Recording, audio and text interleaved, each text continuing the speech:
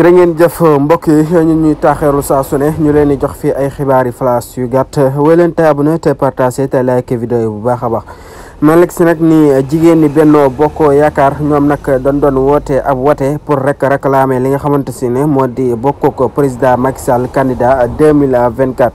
ñii di jigéenu réew mi nag ñoom ak absence lan woote kon nag mën nañ ne Idrissa Seck aw xàllam ma ngay gën a yaatu pour bokk rek dëgmal li nga xamante ne si ne moo di élection yi 2024